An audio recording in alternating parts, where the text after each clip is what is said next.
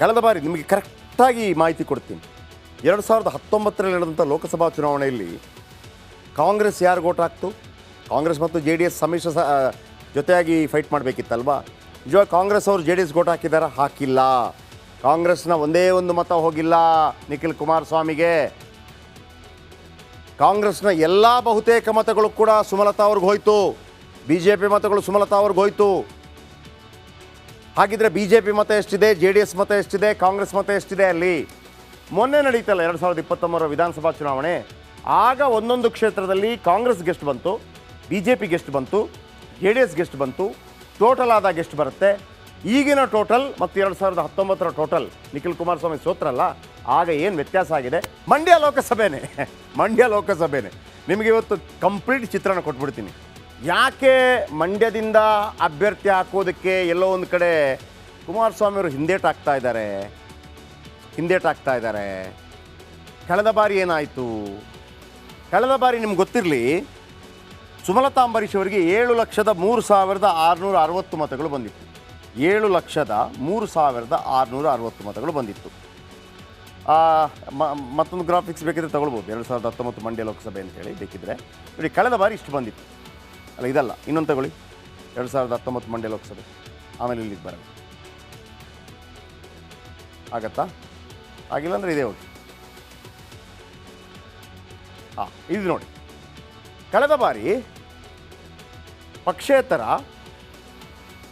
ಅಂದರೆ ಸುಮಲತಾ ಅವರಿಗೆ 7,03,660 ವೋಟ್ಗಳು ಬಂದಿತ್ತು. ಜೆ ಡಿ ಎಸ್ನ ನಿಖಿಲ್ ಕುಮಾರಸ್ವಾಮಿ ಅವರಿಗೆ 5,77,784, ಬಿ ಎಸ್ ಪಿಗೆ 12,545. ಇಲ್ಲಿ ನೋಡಿ, ಜೆ ಡಿ ಎಸ್ ಮತ್ತು ಪಕ್ಷೇತರ ಅಂದರೆ ಸುಮಲತಾ ಅವರ ನಡುವಿನ ಅಂತರ ಎಷ್ಟು ಗೊತ್ತಾ? 1,25,876. ಅಂದರೆ 1,25,876. ಈ 7 ಲಕ್ಷದಲ್ಲಿ ಅದು ಬರುತ್ತೆ. ಈಗ ನಿಮಗೆ 2023ರಲ್ಲಿ ವಿಧಾನಸಭಾ ಚುನಾವಣೆ ನಡೀತಲ್ಲ, ಆಗ ಕಾಂಗ್ರೆಸ್ಗೆಷ್ಟು, ಜೆ ಡಿ ಎಸ್ಗೆಷ್ಟು, ಬಿ ಜೆ ಪಿಗೆಷ್ಟು? ಅಲ್ಲಿ 8 ವಿಧಾನಸಭಾ ಕ್ಷೇತ್ರ ಇದೆ. ಅದರಲ್ಲಿ ಒಂದರಲ್ಲಿ ಮಾತ್ರ, ಯಾವುದು, ಕೆ ಆರ್ ಪೇಟೆ ಮಾತ್ರ ಜೆ ಡಿ ಎಸ್ ಗೆದ್ದಿರೋದು. ಈಗ ನಿಮಗೆ ಇದು ಹೇಳ್ತಾ ಹೋಗ್ತೀನಿ. ಮೇಲ್ಕೋಟೆಯಲ್ಲಿ ಕಾಂಗ್ರೆಸ್ ಸ್ಪರ್ಧೆ ಮಾಡಿರಲಿಲ್ಲ, ದರ್ಶನ್ ಪುಟ್ಟಣ್ಣಯ್ಯ ಸ್ಪರ್ಧೆ ಮಾಡಿದ್ರು ರೈತ ಸಂಘದಿಂದ. ಕಾಂಗ್ರೆಸ್ ಸಪೋರ್ಟ್ ಮಾಡಿದ್ದು, ಕ್ಯಾಂಡಿಡೇಟ್ ಹಾಕಿರಲಿಲ್ಲ. ಕಾಂಗ್ರೆಸ್ಗೆ ಎಷ್ಟು ಬಂತು? 91,151 ಅಂದರೆ ದರ್ಶನ್ ಪುಟ್ಟಣ್ಣಯ್ಯ ಅವರಿಗೆ. ಬಿ ಜೆ ಪಿಗೆ ಎಷ್ಟು ಬಂತು? 30,661. ಜೆ ಡಿ ಎಸ್ಗೆ ಎಷ್ಟು ಬಂತು? 59,392. ನೆನಪಿಟ್ಕೊಳ್ಳಿ, ಬಿ ಜೆ ಪಿ ಸಪ್ರೇಟ್. ಮೇಲ್ಕೋಟೆಯಲ್ಲಿ ಬಂದಿರುವಂಥ ಓಟ್ ಇದು. ಇಲ್ಲಿ ಯಾವುದು ಗೆಲ್ತು? ಕಾಂಗ್ರೆಸ್ ಗೆಲ್ತು. ನೆಕ್ಸ್ಟು ಮದ್ದೂರು ಕಾಂಗ್ರೆಸ್ಗೆ ಎಷ್ಟು ಬಂತು?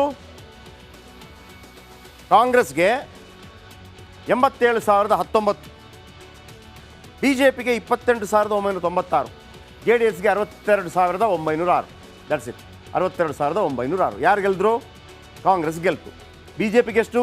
28. ಜೆ ಡಿ ಎಸ್ಗೆ ಎಷ್ಟು? 68,906.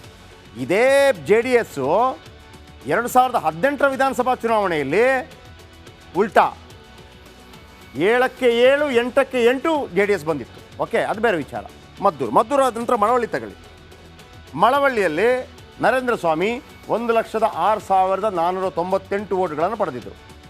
ಎರಡನೇ ಸ್ಥಾನ ಯಾವುದಕ್ಕೆ? ಜೆ ಡಿ ಎಸ್ಗೆ 59,652. ಬಿ ಜೆ ಪಿಗೆ ಎಷ್ಟು? 25,116. ಮಂಡ್ಯ 61,411, ಕಾಂಗ್ರೆಸ್ ಗೆದ್ದಿದೆ. B J P 30,000, J D S 59,000.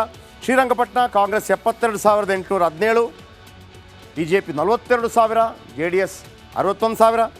Nagamangala 90,000, Cheluvarayaswamy.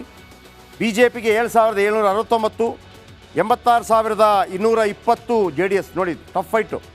ಆಮೇಲೆ ಕೆ ಆರ್ ಪೇಟೆ ಕಾಂಗ್ರೆಸ್ ಇಲ್ಲಿ ಸೋತೋಗಿದೆ, 58,302, J D S 80,000, B J P 38,000. K R Nagar 1,04,000, 2,350 B J P, ಅತಿ ಕಡಿಮೆ 78,000 ಜೆ ಡಿ ಎಸ್.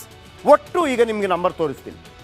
ಕಾಂಗ್ರೆಸ್ಗೆ ಬಿದ್ದಂಥ ಒಟ್ಟು ಮತಗಳು 6,94,678, ಜೆ ಡಿ ಎಸ್ಗೆ 5,26,407, ಬಿ ಜೆ ಪಿಗೆ 2,06,000.